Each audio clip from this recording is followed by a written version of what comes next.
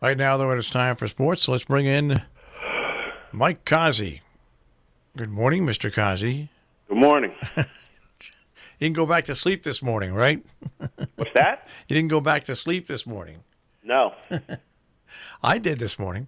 My alarm went off. I get up at like 3:15 each morning, and I decided to shut my eyes for a few minutes. And thank God I opened up, and it was 4 o'clock. Thank God, because there'd be no one to come in here. All right. So now, yesterday in sports, an ass stuffing for the Yankees. Tanaka, I know I didn't watch the game, but Tanaka, I think, gave up 12 runs in 4 innings. His ERA in the first 2 innings, the last time he pitched against the Red Sox, is 73.125. Yeah.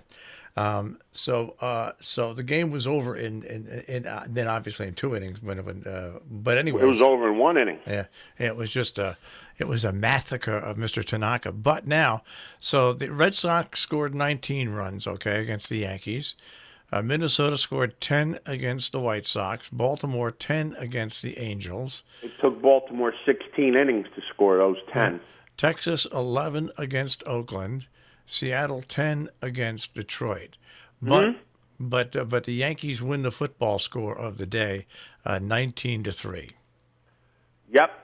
And DeGrom pitched another good game yesterday. Got 4 runs of support, and the Mets shut out San Diego 4-0. Now tell me, why are the Mets really thinking about getting rid of Syndergaard? They need to. They do? Okay. They're close. The Mets are close to being competitive. They are. They've got some kids that can hit and some fields. If they make the right move, they can become competitive even quicker. And a pitcher's expendable. And the one that's expendable that can get them the most return and not hurt them is Syndergaard. So, for example, I don't know if I said it on here already, I said that the Mets can make a trade with the Yankees, which they're talking about. They'll never do it. Never. Well, they can. I know, but they'll never do it. And Syndergaard is a top pitcher. Yep. Is he not? Oh, yeah. Okay, so when you trade a top pitcher, you're expecting a player that can step into your lineup right away and produce with the trade, correct? Yeah, and that would be Clint Frazier. So if the Mets can trade, if they make a trade with the Yankees, they get Frazier, who's in exile, right? Yeah. And they can get a minor league pitcher named Abreu, okay? And you get Gleyber Torres. As soon as you say Gleyber Torres, the Yankees, oh, no, you can't do that. You want Noah Syndergaard. You want one of the best pitchers in the National League. What do you want him for? A bucket of pineapples? If you're going to make a move, you're going to have to give something up. Mets. And that move works for the Yankees because they got LeMahieu who could play for Torres. They don't miss anything. And you're getting themselves a pitcher. And the team needs a pitcher because their last 5 starters, this is you got to go back, I think, to 1920 before this happened with the Yankees before. The last 5 starters gave up 6+ runs in their last 5 starts. But here's the terrible. Here's the problem, and I knew somebody who was the chief financial officer for the Mets. Okay, he was there when with the previous owners and these owners. The Mets will not even think about talking to the Yankees now, unless this crazy new guy they got in there can break the rule. But I don't see that happening. I just don't see. I mean, I would do it. You know why? Because if you get a trade to that caliber that I just mentioned, it helps both teams. The Mets get rid of a top line starter, but they get themselves an outfielder, a third baseman, and a pitcher for the future. That's a plus for the Mets. The Yankees give them up, which they can afford to give up. They get themselves arguably the best pitcher on their team. Well, it's a win-win situation for both guys. But yes, Syndergaard's on the block. The Yankees are being named, but they can't trade Syndergaard for the Yankees for at least one player that's starting for the Yankees that can step right into their lineup, and it's not Brett Gardner, folks. No.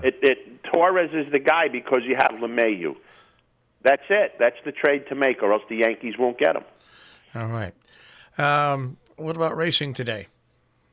What about racing yesterday? Oh, how'd you win? Saratoga canceled.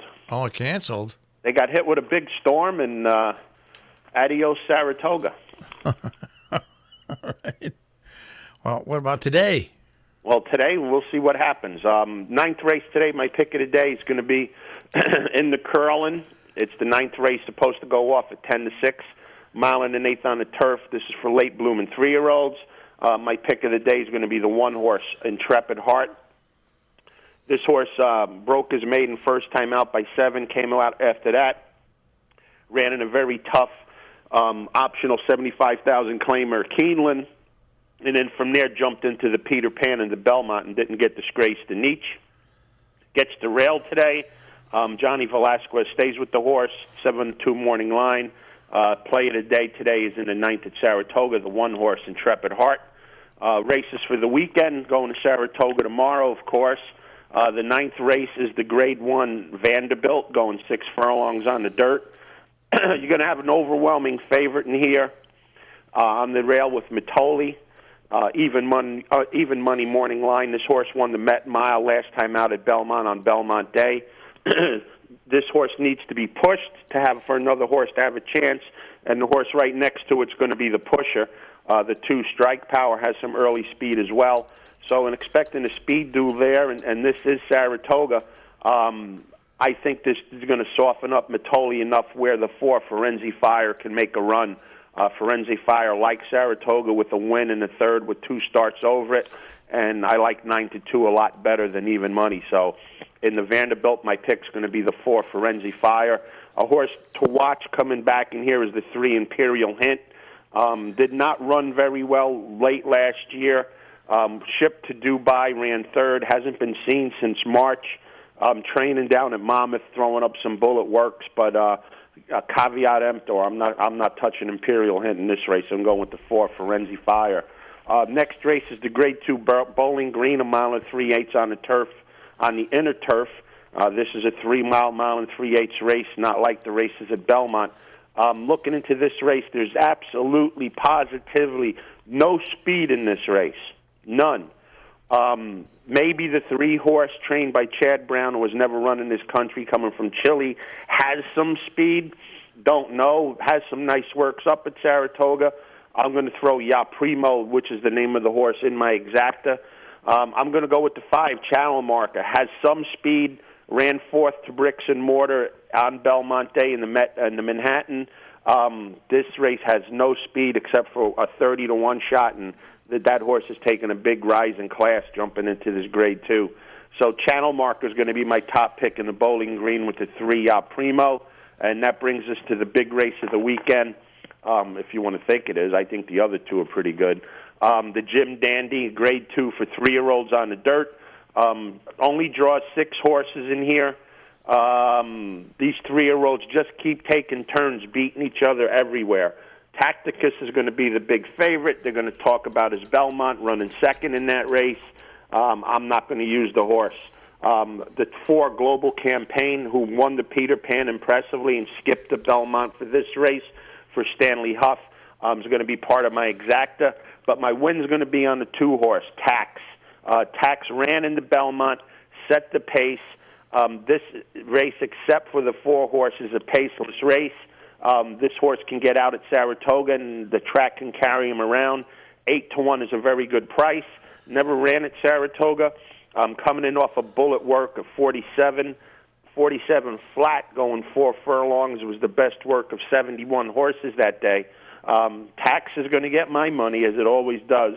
So the 11th race, Jim Dandy, Tax is my top pick, and the 4 Global Campaign is going to round out my exacta. I don't think it's going to rain at Saratoga, but then again, they didn't think it was going to rain there yesterday. All right, well, we'll have to see what happens. But those are the picks. It really poured. Right. Well, that's the type of rain we've been getting here. It doesn't rain for 3 weeks, and all of a sudden, over 3 or 4 days, you get downpours each day where it runs off and stuff. And it's like Florida weather. I always got used to in Florida. You could be out in Florida, and all of a sudden, it's just pouring. Monsoon for 35, 40 minutes. Mm-hmm. It stops. 40 minutes later, everything's drained off, and it's like it never rained. But yesterday, it looked like the cell just sat right over the racetrack. All right. So the Yankees play the Red Sox again tonight, and they're looking for that the stopper in James Paxton. Good luck with that one. Right. Bet the over, folks. I think whenever the Red Sox and Yankees play at Fenway, bet the over. Fenway and in England. This is a key series for the Red Sox. The Yankees pitching staff's in shambles. They've been giving up runs in bushels, and they go with Paxton today, who's been pitching awful. And Sabathia got clubbed the other night against Minnesota. So this could get the Red Sox back in the race if they sweep. They have to sweep, and we'll see what happens. The Yankee bats aren't going to stay silent all weekend. All right, Mike. You're not going to be silent all weekend. We'll speak to you on Monday. Have a great weekend, guys. Take care. Mike Cozzi with a check on sports this morning here on the Breakfast Club on Robin Hood Radio.